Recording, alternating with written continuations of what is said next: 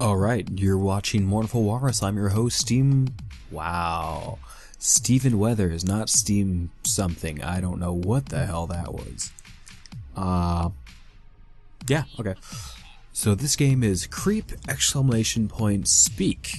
Apparently the exclamation point is important. We'll find out why.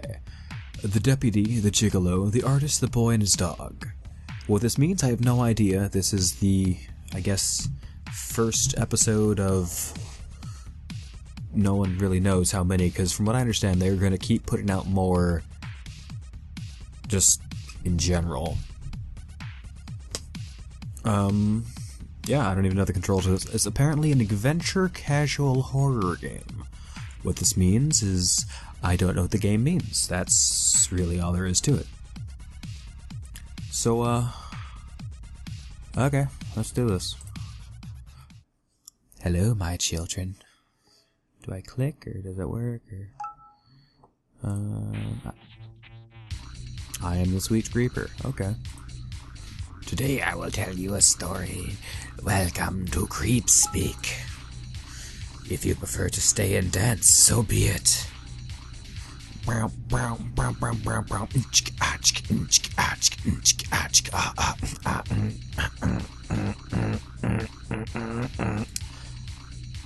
Okay, yeah, I didn't even realize there was actually going to be a dance button. I assumed that it just meant to listen to the funky jams and do your own little dance. Let's see what happens.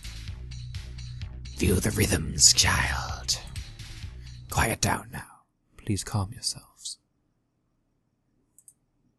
For the premiere of Creepspeak, I bring you the tale of a family, a father that wants to provide, a mother that wants to inspire, a boy that wants to grow up, and a dog along for the ride. Which one's the gigolo? The deputy, the gigolo, the artist, the boy and his dog are playing Monopoly in room 216A, designated for supervised visits. Where are we?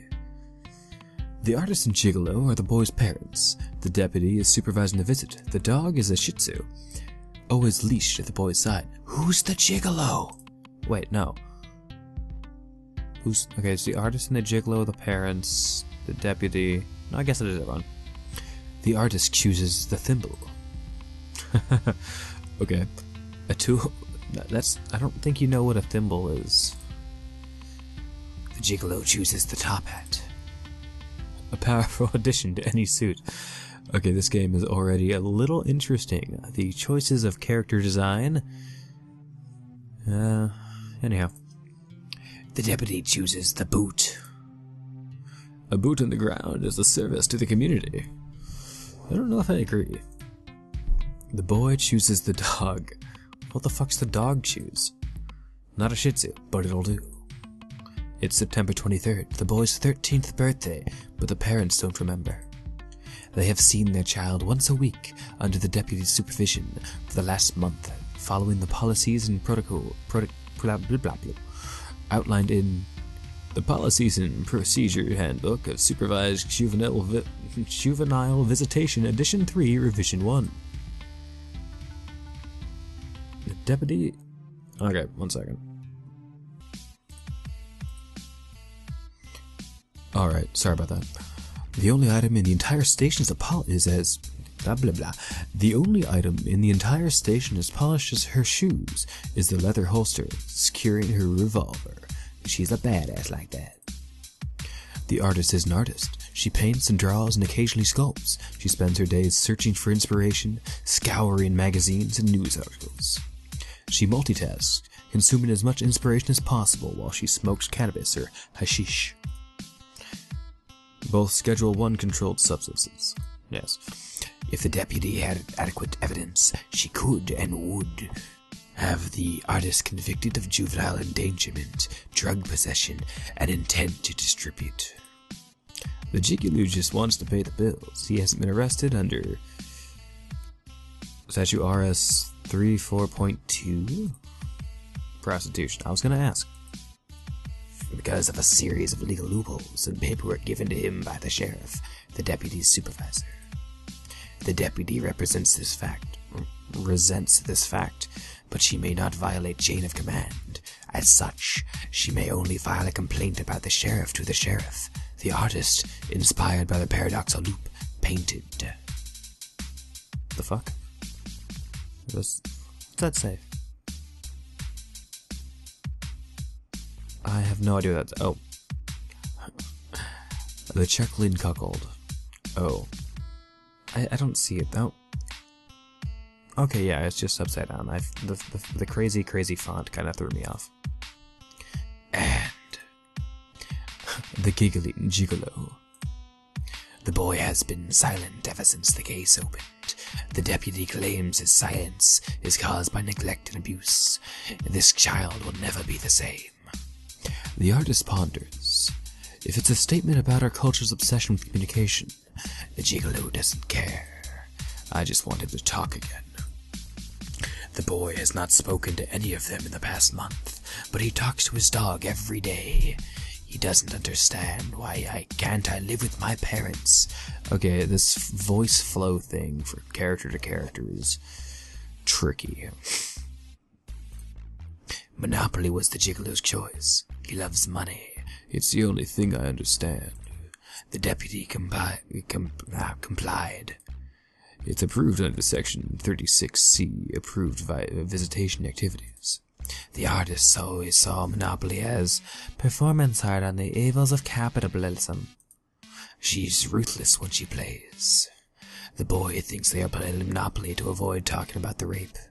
He thinks Monopoly is the distraction to avoid talking about the man with clown makeup ravaging his mother in the middle of the night. The gigolo would say he is right, but he doesn't know what the boy is. Doesn't know what the boy is or was thinking. Okay. The gigolo remembers the ropes around the wrists. He remembers being tied up in that chair placed near the edge of the bed. He remembers the clown makeup oozing into the sheets. The boy wouldn't mind talking about the rape. He understands. People do bad things and people do good things. Everything even out. This game is touching on subjects I'm not sure if I want on my channel. If it didn't, it'd be like Monopoly without a banker, and that's just silly, forgive and forget. The person holding back the conversation is the artist. She doesn't like discussing negative aspects of her personal life. Okay, yeah, sure. Art is about the world's suffering, not my own. The deputy will sometimes discuss case details with the family, even if it goes against protocol. I know, I don't have a voice for her. I know how rough it can be. No, it's a bad voice. The artist is the only player that actually knows all the rules. Cough. When she plays Monopoly, she is strict, much to the chagrin? I don't know that word. Of the deputy. It's just the game. The gigolo always loses because he trusts his wife, even if it seems like she's cheating. Who has time to argue about Monopoly? Depends on if you're playing Monopoly. A month ago, none of these people had played Monopoly together. A month ago, the artist had never been raped. She had roleplayed 69, 71, doggy-styled, angry pirated, tiger-lilied, and 103'd, but never raped. I don't think I like this game. A month ago, the gigolo was freelance. She was self-employed and didn't use any pimping agency, offered the services at competitive and fair prices. Come on down to Crazy Jim's Jimbo. Come on down to Crazy Jim's Rim Jobs, where the prices are so low, they're crazy. Or something. I don't know.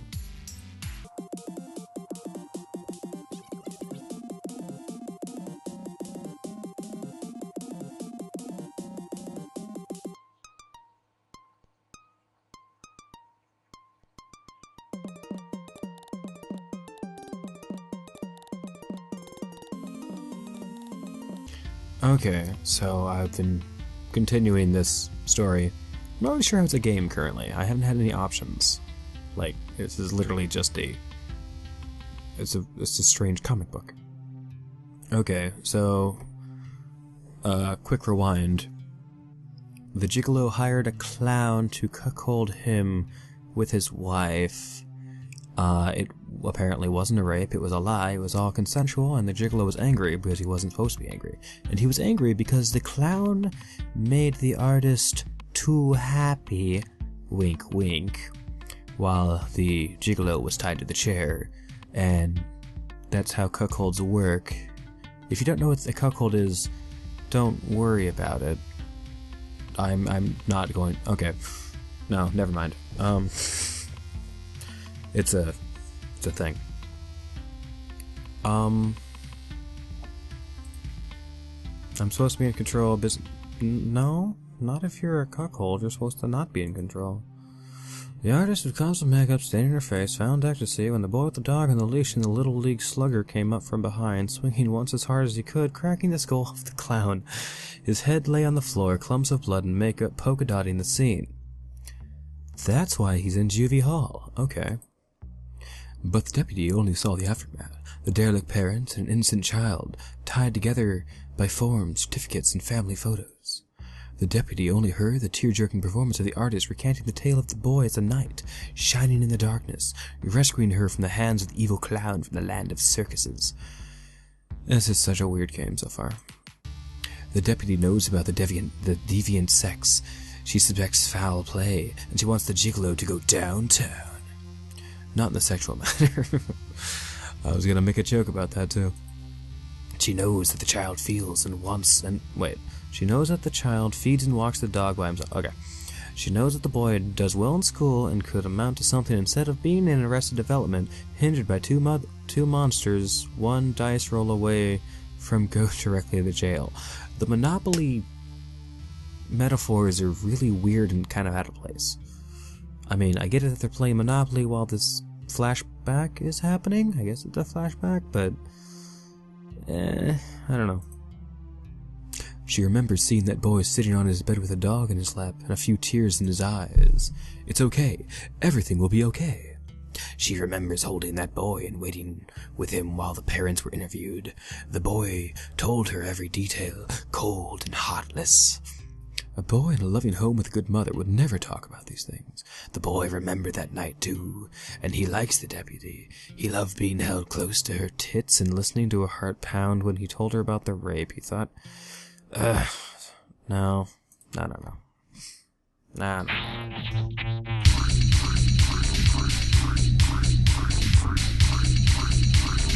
Going to a door. I'm entering the door. There's an astronaut. He is going to wrestle me. I'm looking into his face. I am in space. Golden boy, what a good morning, right? You're looking fantastic. I'm glad you're up. Today is a new day.